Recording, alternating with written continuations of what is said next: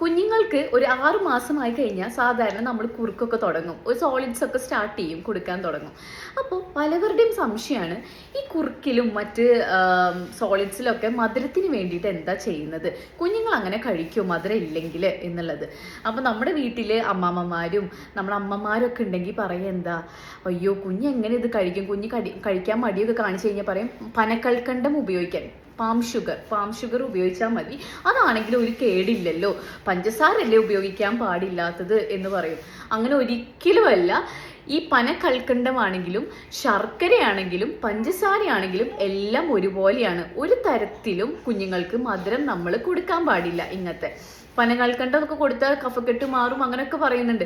പക്ഷെ 2 വയസ്സ് പ്രായമുള്ള കുഞ്ഞുങ്ങൾക്ക് അല്ലെങ്കിൽ 2 വയസ്സിനും താഴെയുള്ള കുഞ്ഞുങ്ങൾക്ക് ഒരു തരത്തിലുള്ള മധുരവും കൊടുക്കാൻ പാടില്ല. മധുരം മാത്രമല്ല ഉപ്പും കൊടുക്കാൻ പാടില്ല.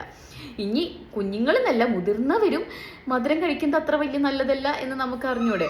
അതുകൊണ്ട് ഒരിക്കലും പനകൽക്കണ്ടം കൊടുക്കരുത് കുഞ്ഞുങ്ങൾക്ക്, ശർക്കര കൊടുക്കരുത്, പഞ്ചസാര കൊടുക്കരുത്. അപ്പൊ പിന്നെ എന്ത്, കുഞ്ഞുങ്ങളപ്പോൾ ഭക്ഷണം കഴിക്കുന്നില്ല, എന്ത് ചെയ്യും?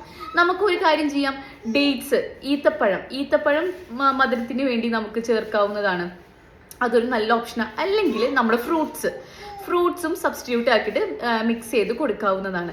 അല്ലാതെ ഒരു തരത്തിലും പനക്കൽക്കണ്ട് യൂസ് ചെയ്യരുത് കേട്ടോ.